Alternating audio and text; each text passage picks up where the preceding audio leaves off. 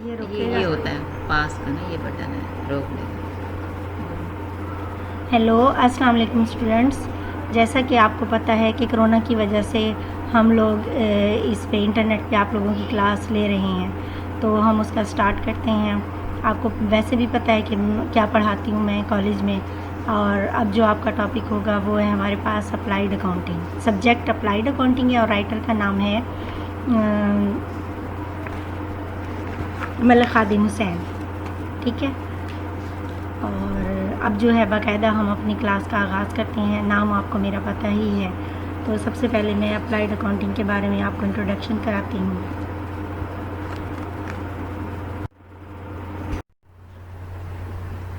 Classification of accounts आज का हमारा टॉपिक है। Classification of accounts, one of main distinctive features of the government accounting system is it minutes classifications. By the classification we mean a system of arranging the accounts in various groups in order to keep an effective control over public finance. Receipts and expenditures in government accounting are classified into various divisions, subdivision and detailed division. Every department of activity and every head of expenditures are allotted separate head.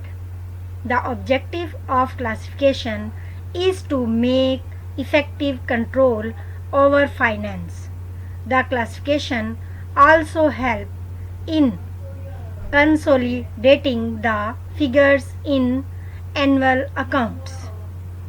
ठीक है, आज का हमारा topic था classification of accounts यानी हिसाबात की दर्जाबंदी। Chapter number 1 है आपका ये स्टूडेंट्स, और पेज नंबर 13 है। आप बुक्स खोल लिया करें जब आपका लेक्चर हो। ठीक है, तो हमारा जो आज का टॉपिक था वो था क्लासिफिकेशन ऑफ अकाउंट्स, हिसाबात की दर्जाबंदी। सरकारी हिसाबदारी का एक बुनियादी मकसद अखराजात और आमदनी की मुनासिब दर्जाबंदी है। दर्जाबंदी का मतलब ये है कि मुख्तलिफ किस्म के अखराजात और वसूलियों को मुख्तलिफ ग्रुपों में तकसीम कर दिया जाए। इस मकसद के लिए तमाम किस्म के सरकारी अखराजात और वसूलियों की इस तरह मुख्तलिफ मदात में तकसीम की जाती है कि इन पर मौसर तरीके से काबू रखा जा सके और इनकी मदद से मतलूबा नताइज हासिल किए जा सकें।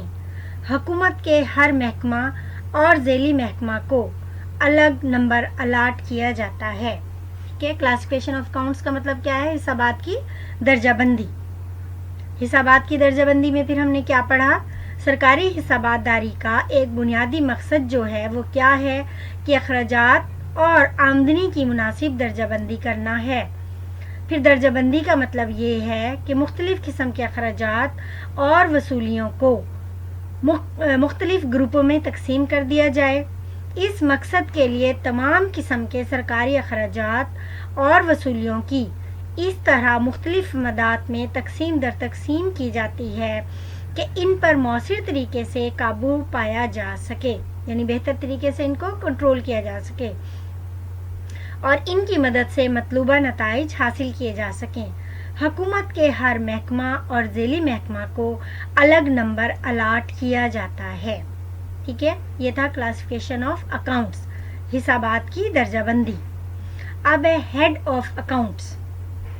हेड ऑफ अकाउंट्स यानी हिसाबात की मदात। वो क्या था? हिसाबात की दर्जाबंदी। अब क्या है? हिसाबात की मदात। The new heads of accounts were introduced by 1st July 1988 in Pakistan. This classification of accounts has the following characteristics. यानी नीचे हम इसकी खसूसियात पढ़ते हैं कि इसकी मदद से हिसाबात की मदाद जो हमने की है उससे क्या फ़वाइद हम हासिल करते हैं। Number 1, receipts and expenditures are classified on functional as well on object basis. The functional basis is the division of various department and object base is the division of various purposes. ठीक है कि पाकिस्तान में सरकारी खातों की नई मदद का आगाज़ 1 जुलाई 1988 से हुआ। इस निज़ाम में जो खसूसियात हैं वो मैं आपको बताने चली हूँ। नंबर 1 हमने पढ़ी कि तमाम हिसाबात की फंक्शंस और ऑब्जेक्ट की बुनियाद पर दर्जाबंदी की गई है। फंक्शंस के एतबार से तमाम हिसाबात की महकमाना तकसीम की गई है और ऑब्जेक्ट की बुनियाद पर मकासद की तकसीम की गई है। इस तरह तमाम अखराजात का मुख्तलिफ महकमों में एक ही कोड मुकर्रर है। ठीक है। Number 2, if facilitates the determination of aggregate the national income and expenditure apart from beginning the interrelationship between major sections of the economy। इस तरीक़ेकार के तहत तमाम मुल्की वसूलियों और अखराजात को ना सिर्फ हर महकमे में इकट्ठा किया जा सकता है बल्कि हर किस्म के कुल अखराजात को भी हम इकट्ठा कर सकते हैं। इसके अलावा मईशत के बड़े बड़े शोबों में बाहम रब्त भी किया जा सकता है। ठीक है। इसकी मदद से हम क्या करते हैं कि इस तरीक़ेकार के तहत तमाम मुल्की वसूलियों और अखराजात को ना सिर्फ महकमे में इकट्ठा किया जा सकता है बल्कि हर किस्म के कुल अखराजात को भी बाहम इकट्ठा किया जा सकता है। इसके अलावा मईशत के बड़े बड़े शोबों में बाहम रब्त भी किया जा सकता है, यानी बड़े बड़े शोबों में हम इसकी मदद से राब्ता भी कायम कर सकते हैं। ये था आपका सेकंड पॉइंट। ठीक है, हेड ऑफ अकाउंट्स का सेकंड पॉइंट। अब है third point. It also provides a scientific informative base for national decision with a view to facilitate judicious allocation of available resources among competing demands and their economic use। ठीक है। इसका मतलब क्या है कि ये निज़ाम साइंसी बुनियादों पर मालूमात की फराहमी में मददगार है, जिसकी वजह से अहम कौमी मामलात पर वसाइल की तकसीम ज़्यादा बेहतर तरीके से हो सकती है। ठीक है। क्या पढ़ा हमने? ये निज़ाम साइंसी बुनियादों पर मालूमात की फराहमी में मददगार है, यानी मदद देता है, जिसकी वजह से अहम कौमी मामलात पर वसाइल की तकसीम ज़्यादा बेहतर तरीके से हो सकती है। ठीक है। फोर्थ पॉइंट है हमारा किसका? हेड ऑफ अकाउंट्स का fourth point. The classification is readily adaptable to data processing method and facilitates processing of accounts on the computers। ये निज़ाम कंप्यूटर पर मवाद की फराहमी के लिए बहुत मावून है, यानी मदद देता है। इस तरह हुकूमत के माली मामलात में कंप्यूटर सिस्टम का इस्तेमाल मुमकिन है। ठीक है। क्या है इस पॉइंट का मतलब? कि ये निज़ाम कंप्यूटर पर मवाद की फराहमी के लिए बहुत मावून है। इस तरह हुकूमत के माली मामलात में कंप्यूटर सिस्टम का इस्तेमाल मुमकिन है। लास्ट पॉइंट है हेड ऑफ अकाउंट्स का। This classification is simple to understand and it is easy to prepare necessary consolidated accounts। Fifth point क्या है? ये निज़ाम बहुत आसान और सादा है और समझने में आसानी होती है। इस तरह मजमूई हिसाबात की तश्कील आसान हो गई है। ठीक है, लास्ट पॉइंट्स क्या पढ़ा हमने? ये निज़ाम बहुत आसान और सादा है और समझने में आसानी होती है। इस तरह मजमूई हिसाबात की तश्कील बहुत आसान हो गई है। ये थे आपके 5 हेड ऑफ अकाउंट्स। ठीक है, अब हम पढ़ते हैं classification of revenues. Classification of revenues यानी महासिल की दर्जाबंदी। क्या पढ़ना है हमने? महासिल की दर्जाबंदी। All the revenue of the government are firstly classified into major heads. Major head represents the main source of income. Each major head is coded with 7 digits. For examples, some major heads of receipts and their codes are given below. जो मैं आपको बताती हूँ, classification of revenues मतलब महासिल की दर्जाबंदी। हुकूमत के तमाम महासिल की दर्जाबंदी जो है वो मुख्तलिफ तरीके से की जाती है। नंबर 1 है आपका, जिस कोर्स के तहत हम करते हैं वो है आपका B01 टैक्स रेवेन्यू के लिए, C01 नॉन टैक्स रेवेन्यू के लिए, E01 कैपिटल रिसीट्स में आता है। ठीक है, ये था आपका major heads. Classification of revenue में पहला पॉइंट है आपका मेजर हेड्स। मेजर हेड्स में हमने पढ़ा B01, ये कोड है आपका, किसके लिए है? ये टैक्स रेवेन्यू के लिए, टैक्स रेवेन्यू के लिए यानी टैक्स महासिल के लिए। दूसरा कोड है हमारा C01, ये है नॉन टैक्स रेवेन्यू के लिए। किसके लिए? नॉन टैक्स रेवेन्यू के लिए, गैर टैक्स महासिल के लिए। ठीक है, फिर है हमारा E10, ये है कैपिटल रिसीट्स के लिए या कैपिटल रेवेन्यू भी हम इसे कह सकते हैं।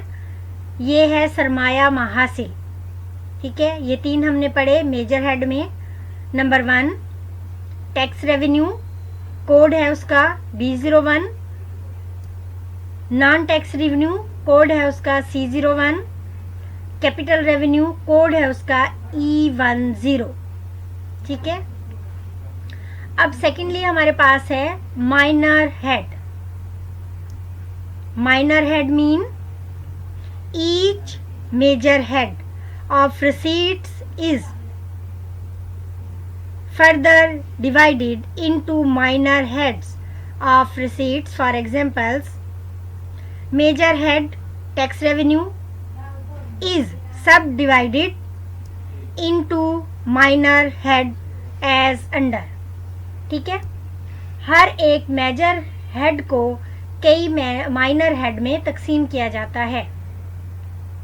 मसलन B01 टैक्स रेवेन्यू को हम मंदरजा झेल माइनर हेड में भी तकसीम कर सकते हैं। Number 1 B011 tax on income के लिए यानी आमदनी टैक्स के लिए।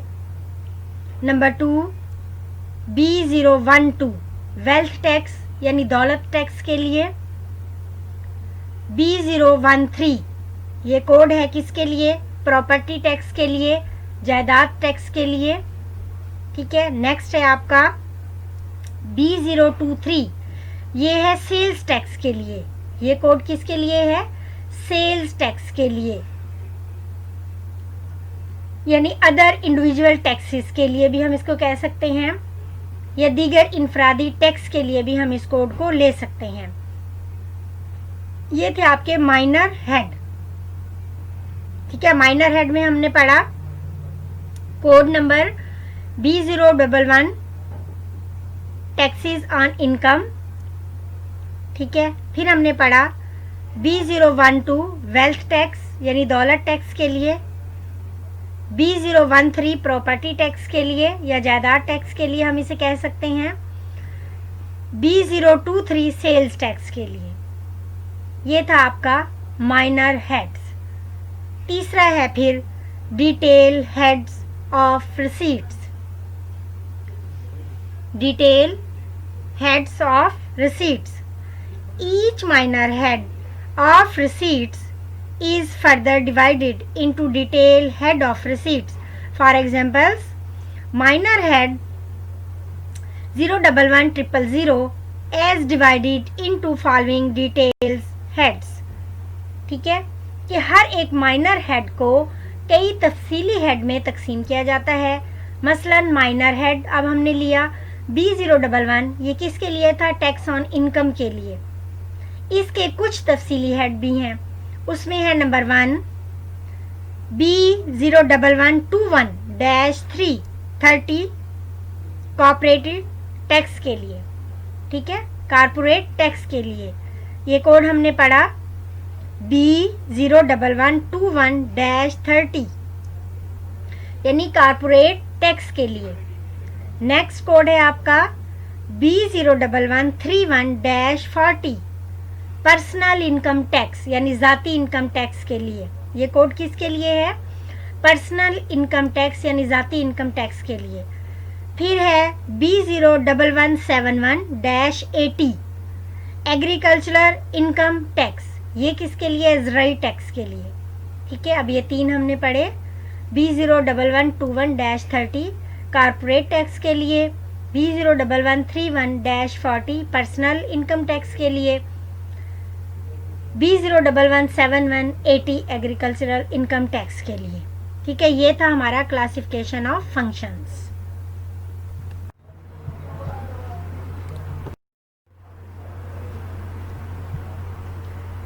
अब हमारा टॉपिक है क्लासिफिकेशन ऑफ एक्सपेंडिचर, ठीक है, classification of expenditure. The chart of classification being used by the government of Pakistan for recording is called as functions cum object classifications.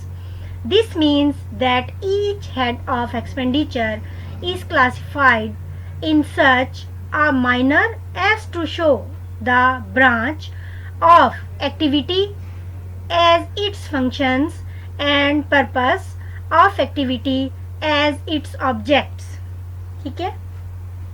इसका मतलब है हुकूमत पाकिस्तान के मुख्तलिफ महकमों के तमाम अखराजात की दर्जाबंदी किस तरीके से की जाती है, ठीक है, कि महकमाना दर्जा बंदी, क्लासिफिकेशन ऑफ एक्सपेंडिचर, अखराजात की दर्जा बंदी। हुकूमत पाकिस्तान के मुख्तलिफ महकमों के तमाम अखराजात की दर्जा बंदी जो मैं आपको बताने चली हूँ कि वो किस तरीके के तहत की जाती है। पहला पॉइंट है इसमें functional classification of expenditure. Functional classification of expenditure यानी महकमाना दर्जाबंदी। इस दर्जाबंदी के तहत मुख्तलिफ महकमों और इनके ज़ेली दफातर के लिए अकाउंटिंग कोड मुकर्रर किए गए हैं। ये दर्जाबंदी 3 सतहों पर होती है जो मैं आपको बताने लगी हूँ। नंबर 1 है मेजर फंक्शंस। नंबर 1 क्या है? Major functions. The entire range of government operation is divided into main division. Each of this division is called as major functions. ठीक है, the entire range of government operation is divided into main division. Each of this division is called as major functions. ठीक है, हुकूमत के तमाम महकमों की बुनियादी सरगर्मियों के मुताबिक इनको मेजर फंक्शन में तकसीम किया गया है। इस मेजर फंक्शन कोड को पहली लाइन में दर्ज किया जाता है। ठीक है, किस में दर्ज किया जाता है? पहली लाइन में दर्ज किया जाता है। हुकूमत पाकिस्तान के तमाम महकमों की बुनियादी सरगर्मियों के मुताबिक इनको मेजर फंक्शन में तकसीम किया गया है। इन मेजर फंक्शन कोड को पहली लाइन में दर्ज किया जाता है। ठीक है, फिर है सेकंड हमारा माइनर फंक्शंस। सेकंड पॉइंट क्या है? Minor functions. Minor functions mean each of major function is further divided into minor functions। ठीक है, क्या है? each of major function is further divided into minor functions। Her major functions को कई minor function में तकसीम किया जाता है। हर मेजर फंक्शन को कई माइनर फंक्शन में तकसीम किया जाता है, जिसमें मेजर फंक्शंस के मातहत ज़ेली महकमों और डिवीजन के लिए कोड मुकर्रर किया जाता है। क्या किया जाता है? जिसमें मेजर फंक्शन के मातहत ज़ेली महकमों और डिवीजन के लिए कोड मुकर्रर किया जाता है। ये कोड दूसरी लाइन में दर्ज किया जाता है। माइनर फंक्शन यानी ये कोड दूसरी लाइन में दर्ज किया जाता है। जो हमने ऊपर पढ़ा पहला पॉइंट मेजर फंक्शंस, उसको पहली लाइन में दर्ज किया जाता था। ये है माइनर फंक्शन, इसको दूसरी लाइन में दर्ज किया जाता है। फिर तीसरा पॉइंट है हमारा डिटेल फंक्शन। तीसरा पॉइंट क्या है हमारे पास? Detail functions. Each of minor function is divided into detail functions and into sub detail functions। ठीक है, each of minor function is divided into detail functions and into sub detail functions। For examples, the major, minor, detail and sub detail functions of education are as under. नीचे मैं आपको बताने चली हूँ major functions का code है 09। किसके लिए? एजुकेशन, अफेयर्स एंड सर्विसेज के लिए। ठीक है, किसके लिए है? एजुकेशन, अफेयर्स एंड सर्विसेज के लिए। फिर है माइनर फंक्शंस, इसका कोड है 0931। ये है टर्शरी एजुकेशन एंड अफेयर्स के लिए। किसके लिए है? टर्शरी एजुकेशन एंड अफेयर्स के लिए। फिर है डिटेल फंक्शंस 093102। ये है professional, technical universities and colleges के लिए। ठीक है, ये फंक्शंस कौन सा था? तीसरा पॉइंट आपका डिटेल फंक्शंस, यानी इसमें हर माइनर फंक्शंस के मातहत ज़ेली दफातर का कोड मुकर्रर होता है। इस कोड को तीसरी लाइन में दर्ज किया जाता है। मेजर, माइनर और तफसीली फंक्शंस जो मैं आपको बताने चली हूँ नीचे हैं। नंबर 1 हमने पढ़ा मेजर फंक्शन 09, किसके लिए पढ़ा? एजुकेशन, अफेयर्स एंड सर्विसेज के लिए। फिर हमने पढ़ा minor function 0931 tertiary education and affairs के लिए। Detail function 093102 professional, technical universities and colleges के लिए। ठीक है, ये था हमारा क्लासिफिकेशन ऑफ एक्सपेंडिचर यानी अखराजात की दर्जाबंदी। इसमें हमने इसमें फंक्शनल क्लासिफिकेशन में फिर हमने 3 पॉइंट्स पढ़े। Number 1 minor functions, number 1 major functions, number 2 minor functions और number 3 detail functions. Major functions को हम पहली लाइन में दर्ज करते हैं, माइनर फंक्शंस को दूसरी लाइन में यानी इनके कोड को, और डिटेल फंक्शंस के कोड को हम तीसरी लाइन में दर्ज करते हैं। ठीक है, अब इसका सेकंड पॉइंट है object classification.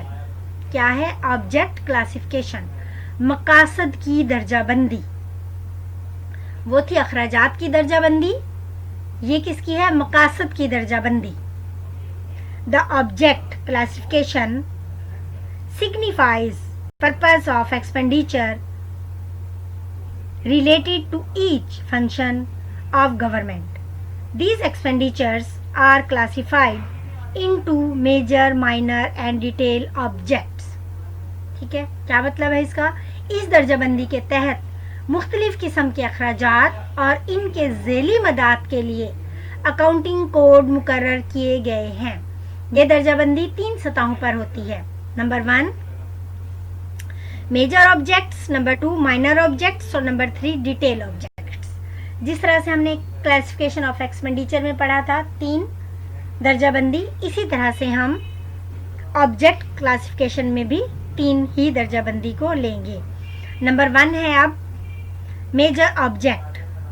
This signifies the main expenditure head. The main expenditure heads are given below along with code numbers. ठीक है, क्या है इस मेजर ऑब्जेक्ट में? सरकारी अखराजात की इब्तदाई तकसीम को मेजर ऑब्जेक्ट कहा जाता है, जिसकी मिसालें मैं आपको देती हूँ। नंबर 1 A01, ये कोड है किसके लिए? एस्टेब्लिशमेंट चार्जेस के लिए। किसके लिए? एस्टेब्लिशमेंट चार्जेस के लिए। नंबर 2 A03, ऑपरेटिंग एक्सपेंसेस के लिए। ये कोड किसके लिए है? ऑपरेटिंग एक्सपेंसेस के लिए। फिर है तीसरा पॉइंट A06, ट्रांसफ़र पेमेंट के लिए। A06 कोड किसके लिए है? ट्रांसफ़र पेमेंट के लिए। फिर है A07, फिर क्या है? A07 इंटरेस्ट के लिए या इंटरेस्ट चार्जेस के लिए।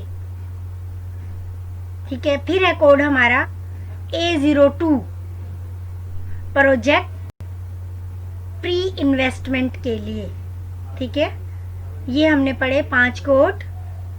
नंबर 1 A01 एस्टेब्लिशमेंट चार्जेस के लिए, A03 ऑपरेटिंग एक्सपेंस के लिए, A06 ट्रांसफ़र पेमेंट के लिए, A07 इंटरेस्ट के लिए, A02 प्रोजेक्ट प्री इन्वेस्टमेंट के लिए। ये था आपका मेजर ऑब्जेक्ट। सेकंड पॉइंट है आपका minor objects. Each major object is further divided into minor objects. These minor objects are sub division of main heads of expenditures. Every minor object is coded in the digit within major objects. The examples: Number 1 major functions. इसका क्या मतलब है कि हर major object को कई minor objects में तकसीम किया जाता है, जिसमें हर खर्च की किस्म को कई मदाद में तकसीम किया जाता है। ये कोड हम दूसरी लाइन में दर्ज करते हैं। नंबर 1 मेजर फंक्शन, इसका कोड है A01 एस्टेब्लिशमेंट चार्जेस के लिए। माइनर ऑब्जेक्ट, इसका कोड है A011 बेसिक सैलरी के लिए। दूसरा कोड है इसी माइनर ऑब्जेक्ट का A01201 रेगुलर अलाउंसेस के लिए। फिर इसी मेजर ऑब्जेक्ट का तीसरा कोड है A01202 अदर अलाउंसेस के लिए। ठीक है, मेजर फंक्शंस के लिए एक ही कोड है A01 एस्टेब्लिशमेंट चार्जेस के लिए, जबकि माइनर ऑब्जेक्ट में फिर 3 कोड आपको बताए हैं। नंबर 1 A011 बेसिक सैलरी के लिए, A01201 रेगुलर अलाउंसेस के लिए, A01202 अदर अलाउंसेस के लिए। ठीक है, फिर लास्ट तीसरा पॉइंट है detail objects. Every minor object is divided into detail objects. The minute division of every subdivision of expenditures, the detail objects are so coded that the last digit hundreds code signifies detail objects. For examples, A011 stands for basic pay of officers and A01151 for basic pay of staff. In the minor objects, A011 basic salary, some minor and detail heads. आपको बताने लगी हूँ number 1 क्या मतलब है इसका detail objects का। पहले ये बता दूं, इसमें हर माइनर ऑब्जेक्ट को मजीद ज़ेली अखराजात में तकसीम किया जाता है। हर तफसीली खर्च का कोड अलग होता है। ये तीसरी लाइन में दर्ज होता है। और तफसीली हेड जो है नंबर 1 A011 बेसिक सैलरी के लिए, ठीक है। नंबर 2 कोड नंबर 2 A01101 पे ऑफ ऑफिसर्स के लिए, A01102 पर्सनल पे के लिए, A01103 स्पेशल पे के लिए, A01104 टेक्निकल पे के लिए, ठीक है। ये कोड माइनर फंक्शंस में पहला कोड A011 बेसिक सैलरी के लिए, ठीक है।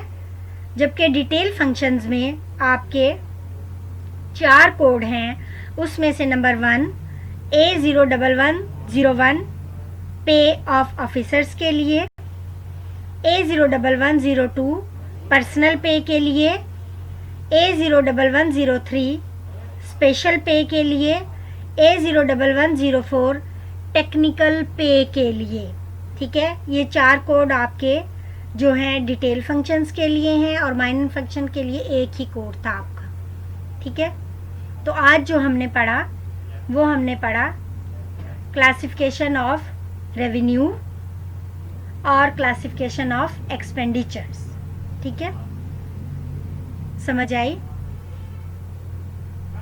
लास्ट में हमने क्या पढ़ा, ऑब्जेक्ट क्लासिफिकेशन। ऑब्जेक्ट क्लासिफिकेशन पे हमने 3 पॉइंट पढ़े, मेजर ऑब्जेक्ट्स, माइनर ऑब्जेक्ट्स और डिटेल ऑब्जेक्ट्स, ठीक है। जिस तरह से हमने क्लासिफिकेशन ऑफ एक्सपेंडिचर में पढ़े थे, ठीक है, इसी तरह से हमने ऑब्जेक्ट ऑफ क्लासिफिकेशन में भी यानी मकासद की दर्जाबंदी में भी हमने 3 ऑब्जेक्ट पढ़े हैं, मेजर ऑब्जेक्ट, माइनर ऑब्जेक्ट और डिटेल ऑब्जेक्ट, ठीक है। इसी तरह से हमने क्लासिफिकेशन ऑफ एक्सपेंडिचर में पढ़े इससे पहले मेजर फंक्शंस, माइनर फंक्शंस और डिटेल फंक्शंस, ठीक है। आज का लेक्चर ख़त्म है। इंशाल्लाह कल मुलाकात होगी। अल्लाह।